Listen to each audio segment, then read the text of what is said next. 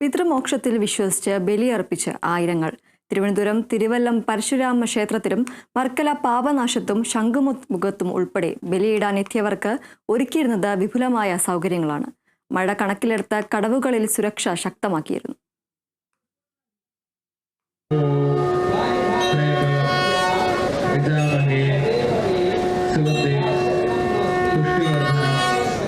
ഇന്ന് കർക്കിടക മാസം 8. പിതൃക്കൾക്ക് പ്രാധാന്യമുള്ള ദക്ഷിണായനത്തിലെ ആദ്യത്തെ അമാവാസിയാണ് കർക്കിടകത്തിലേത്.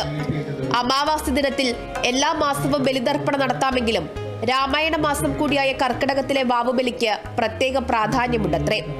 ആ വിശ്വാസത്തിന്റെ അടിസ്ഥാനത്തിലാണ് ആയിരങ്ങൾ ഇന്ന് ബലിതർപ്പണം നടത്തിയത്.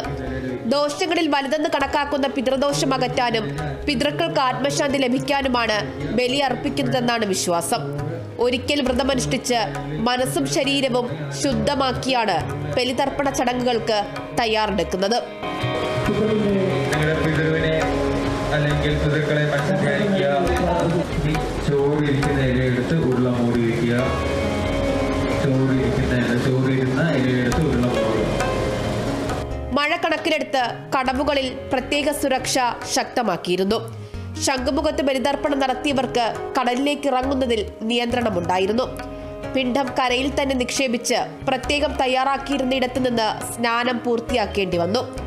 തിരുവല്ല പരശുരാമ ക്ഷേത്രത്തിൽ 750 പോലീസുകാരെയാണ് സുരക്ഷയ്ക്കായി വിന്യസിച്ചിരുന്നത്.